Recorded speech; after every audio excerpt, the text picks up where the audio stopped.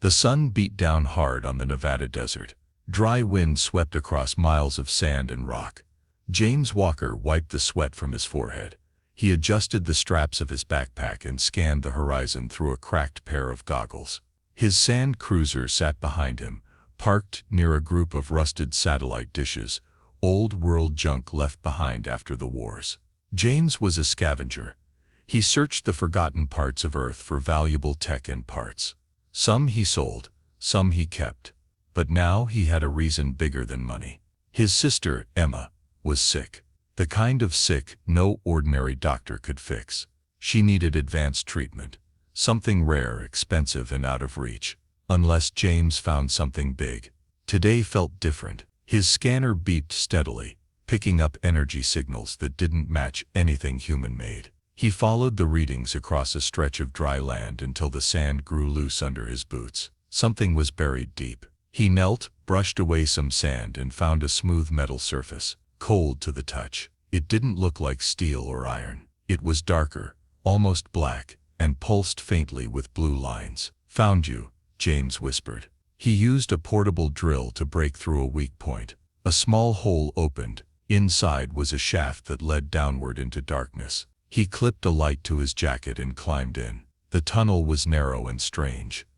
The walls were smooth and curved. Alien, he thought. He had seen old alien tech before, bits and pieces found by others, but this was something else. This felt alive. At the bottom, the shaft opened into a large chamber. It was filled with long tubes, tall machines, and glowing panels. He walked slowly, taking photos with his handheld device. Everything was silent, except for a faint hum in the walls. Then he saw it, a massive core at the center of the room. It looked like a floating sphere, surrounded by rings of light. James stepped closer. As he reached out, his fingers brushed one of the rings. The entire room lit up in a flash. The floor shook. Machines powered on. Lights blinked. Strange symbols appeared across the walls. James stumbled back, his heart racing. "What did I just do?" he muttered. Suddenly, a deep sound echoed through the ship.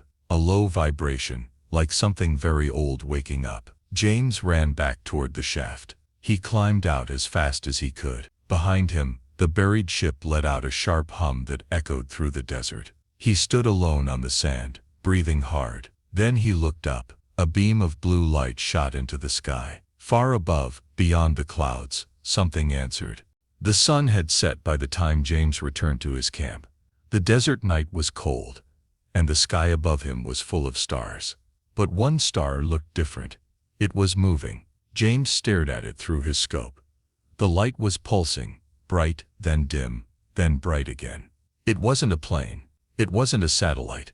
And it wasn't alone. A chill ran down his spine. Back at the ship, deep underground, something ancient was fully waking up.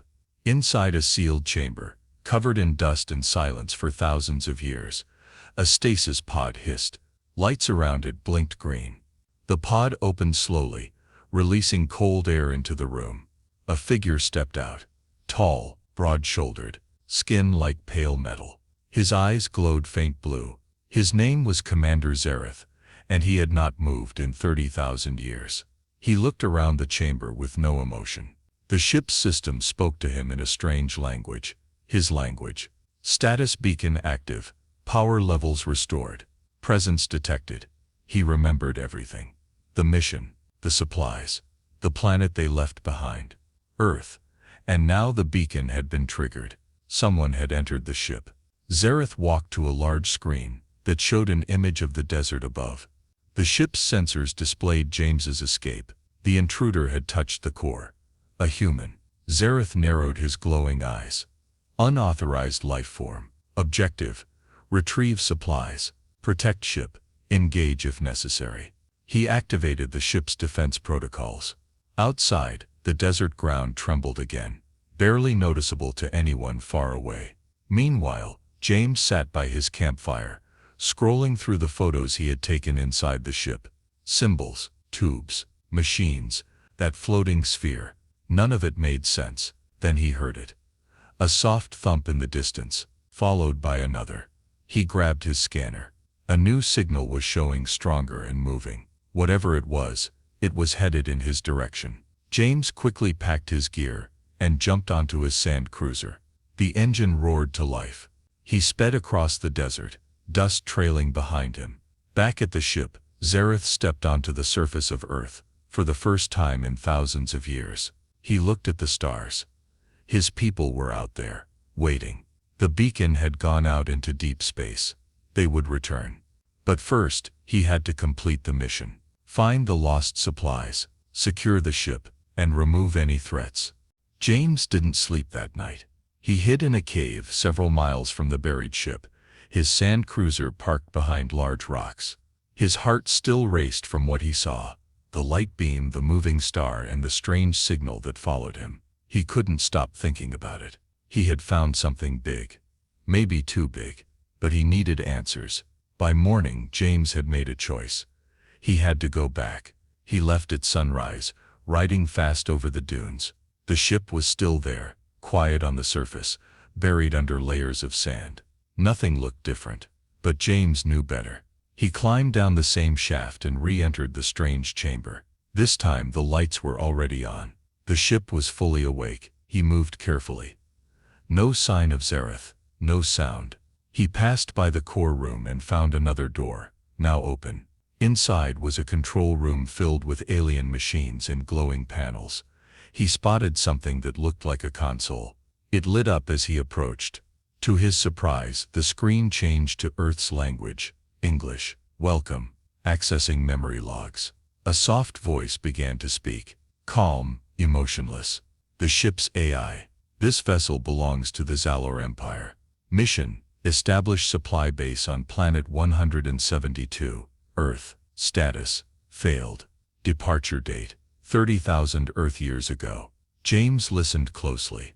The AI showed him images, holograms of tall aliens building structures, setting up machines and storing strange containers underground. Supplies lost. One crew member remained in stasis. Beacon activated.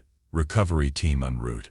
Then James saw something that made his stomach twist. Some of those alien supplies, they looked like energy cores. He recognized one from a recent photo he had seen on the news. A power station in Europe used the same design. Somehow, over thousands of years, humanity had discovered and adapted alien tech without knowing it. If the aliens wanted their supplies back, it wouldn't be simple. Warning: recovery process may damage local infrastructure. James backed away. He realized the truth. Earth's modern power systems were built, at least in part, on these alien materials. If the aliens took them back, millions could lose power. Hospitals, cities, everything. He had to stop it. Suddenly, a shadow moved across the hallway outside. Heavy steps echoed down the corridor. Zareth. James held his breath and ducked behind a console. Through a gap, he saw the tall alien walk into the room, scanning the systems. Zareth paused at the console James had used. He stared at the screen. His face hardened. He knew someone had accessed the logs. James slipped out of the room as quietly as he could. He made it back to the shaft, climbed up, and sped away across the desert. His mind was racing. He now knew the truth. Earth was using alien technology, and the original owners were coming back for it. Soon, the whole world would know. James didn't stop until he reached the edge of a small desert town called Ember Point. It was built near an old solar plant, and barely had any connection to the cities. That made it the perfect place to hide, and maybe to get help. He parked his sand cruiser near a rundown garage. Inside, he met an old friend, Tarek, a local mechanic who once worked for a tech salvage company. Tarek was tough and smart. And more importantly, he believed James. James showed him the photos, the video logs, and explained what he had seen. Tarek whistled. "That's not old tech, James. That's not from Earth." "I know," James said quietly. "And I think they're coming back." They both stared at the sky through the garage's broken roof. The pulsing star from before was now larger. It was a ship, no doubt. James couldn't go to the government. No one would listen to a scavenger. He had to act fast on his own. He returned to the ship that night. This time, he walked in with a plan. In the control room, He searched the consoles for any kind of communication system. The alien interface was confusing, but he found a panel that responded to his touch. A new voice filled the chamber, calm but cold. "Identify yourself." James froze. It wasn't the ship's AI, it was someone else. Then the shadows shifted. From the far end of the chamber, Commander Zareth stepped into view. His tall frame moved with quiet strength. His eyes glowed faintly blue. His expression was unreadable. James raised his hands. "I don't want to fight. I just want to talk." Zareth said nothing. James continued. "I know who you are. I saw the logs. You were left behind. The others are coming." Zareth stepped closer. His voice was deep, smooth, but hard. "This ship and its contents belong to the Jalur Empire. You have entered restricted space. You are a trespasser." James stood his ground. "Your supplies, your power cores. We're using them now. If you take them, you'll shut down whole cities. People will die." Zareth's face didn't change. "Not my concern. Earth was unoccupied when we arrived. We left only because we were ordered to. We return now to complete the mission." James shook his head. "Things have changed. You've been gone a long time. Earth is full of life now, full of people." Zareth paused. His eyes narrowed. "You speak as if that excuses the theft." James took a step forward. "No, I'm not saying that. But we didn't know it was yours. We just found it. We used it to survive. Maybe we can find a way to share it. Work together." For a long moment, Zareth was silent. Then he turned away and said one word. "Leave." James hesitated, but obeyed. As he climbed out of the shaft, he looked up again. The alien ship in the sky was closer now, huge and silent. They were almost here. James had tried peace, but it might not be enough. The alien ship in the sky was no longer just a light. It was a dark shadow hanging over Earth, wide as a city. People noticed. News spread fast. Videos showed a strange object moving slowly across the upper atmosphere. Governments called it a foreign satellite. Others called it something else. James knew the truth, and he knew time was running out. Back in Ember Point, he worked with Tarek to send warnings. They sent messages to science stations, military posts, and even a private news network. James included everything: photos, videos, audio from the alien ship.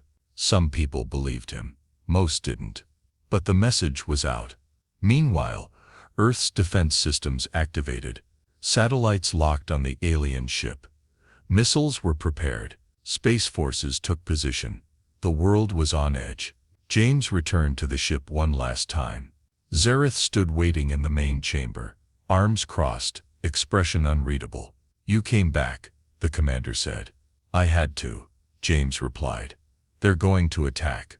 Earth's leaders think your people are planning an invasion." Zareth's tone stayed cold. "That is not our goal. But we will defend our mission. The supplies must be recovered. The ship must be secured." "They don't understand," James said. "You need to talk to them. Show them you're not the enemy." Zareth turned away. "They will not listen." "Then listen to me," James said firmly. "You'll destroy this planet if you take those cores. You'll kill innocent people. There has to be another way." Zareth was quiet. The silence stretched long. Then he said, "I will consider your words." James felt a small flicker of hope, but it didn't last. That night, everything changed. A massive flash lit up the sky. An energy wave shook the air. The alien ship had released a pulse across Earth's atmosphere. Lights went out across cities. Power grids failed. Satellites blinked offline. It wasn't an attack, it was a scan. The aliens were marking the locations of their supplies. Earth thought it was an attack. Within an hour a missile was launched. James watched it fly upward like a burning arrow. "No," he whispered. But he was too late. The missile struck a shield around the alien ship. The blast lit up the night sky. No damage, but the signal was clear. War had begun. Back in the ship, Zareth stared at the screen showing the explosion. His face hardened. "They have made their choice." James stepped forward. Please, you know I'm telling the truth. Don't let this get worse. Zareth looked at him. There is one more way. He opened a console. Inside was a device, a translator, and transmitter. You will speak to them, as one of them. You will tell them to stand down, or we will strike. James nodded slowly. Then we better hurry. Above them the alien fleet moved into position. The countdown had started. James stood in front of the alien console, heart pounding. The translator device hummed in his hand. He was about to speak to Earth's leaders, live through alien tech. Zareth stood beside him, silent and still. The signal connected. James took a deep breath. This is James Walker. I'm speaking from the alien ship buried in the Nevada desert. I've made contact. Listen to me. This is not an invasion. They don't want war. They just want to recover old supplies. But those supplies are now part of our world. If we fight, we'll all lose. Static buzzed for a moment. Then a voice replied, calm, firm, official. Mr. Walker, this is Commander Hughes of Earth Defense. We received your message. But you must understand, we've already been attacked. James stepped closer to the microphone. No, that was a scan, not a weapon. I was there when it happened. Please, delay any further strikes. I believe we can reach an agreement. There was silence. Zareth glanced at him. You spoke well, but not all will listen. He was right. Suddenly, warning lights flashed on the alien control panel. Zareth's eyes narrowed. Unauthorized launch detected. A second alien voice came through the ship's system. It was sharp, angry, and cold. This is Sub-Commander Varn. The humans have fired first. We will not wait for peace. Beginning strike protocol. Zareth slammed his hand on the panel. Varn, stand down. I am still in command on this planet. You are weak. You trust the enemy. We will finish this. Zareth turned to James. He has taken control of a weapons unit in orbit. He's going to fire. James's face went pale. Can you stop him? Zareth didn't answer. He was already moving. They rushed to a deeper part of the ship. A control center James hadn't seen before. Zareth activated the ship's defense grid. He's targeting a power station in Europe. If he hits it, the entire region will fall into darkness. Thousands will die. James stepped beside him. What can I do? Zareth pointed to a control ring. That system still listens to you. The core knows your signal. Help me override the command. James placed his hand on the ring. Lights sparked. The system read his human signature. Together they worked quickly. Zareth navigating alien code. James translating alerts. The targeting system flashed red. Varn's weapon was charging. Almost there, Zareth muttered. James looked at the screen. He's locked in. 10 seconds. Zareth gave one last command. Now. The ship released a pulse beam. Focused, silent, invisible. It hit the rogue weapon system before it could fire. The weapon exploded in orbit. A flash of light in the sky. The strike was stopped. Earth saw it. The world watched as the alien ship destroyed one of its own weapons. A moment of silence followed. Then Earth Defense sent a message. We saw what you did. Standing down. Awaiting further contact. James collapsed into a chair. He couldn't believe it. It had worked. Zareth stood tall, his voice quiet but strong. You saved them. James looked up. Oh, we did. Above them the sky was calm again. But a new question hung in the air. Could peace really last? The sky was quiet now. The alien fleet hovered in high orbit, still and silent. Earth's defense system stood down. The war that nearly began had ended before the first true shot was fired. James stood outside the alien ship at sunrise. The desert wind brushed past him. Behind him the massive starship pulsed with soft light, no longer threatening, just present. Watching, Commander Zareth walked beside him. They listened, James said, almost in disbelief. Zareth nodded. For now. That day a small group of world leaders and scientists arrived at the edge of the Nevada desert. No soldiers, no weapons, just cautious voices and curious eyes. James was the one who introduced them to Zareth. The alien leader didn't speak much, but when he did, the message was clear. We do not wish to take from you. We only wish to reclaim what we left behind, without harm. A long meeting followed. Inside the ship, Earth's officials saw proof, maps, energy cores, old logs. They realized James had told the truth. The alien supplies were real and deeply connected to Earth's modern power systems. Removing them would destroy cities. But Zareth made a choice. We will not take what is now yours. We will share, teach, and trade. And so, an agreement was made. In exchange for access to alien knowledge and technology, Earth would return select items that could be removed safely. The rest would remain, studied together by human and alien scientists.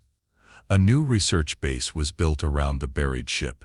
James was named head liaison between the Exilor Empire and Earth. As for Zareth, he stayed on Earth, not as a commander, but as a guide. A bridge between two worlds. Months passed. James's life changed completely.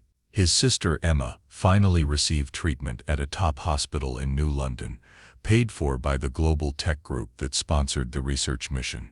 Her condition improved. James visited her often, no longer wearing dusty scavenger gear, but a sleek uniform marked with both Earth's flag and the Zalor symbol. He never forgot the danger, the close call, the rogue commander, the fear of war, but he also remembered something else: hope. One evening, as stars filled the sky, James looked up. More alien signals blinked on the horizon. He smiled. They're not the only ones out there, he said quietly. Zareth stepped beside him. No, he replied. But now they'll know Earth is not alone either. The wind blew across the desert, and for the first time in 30,000 years, the future felt new.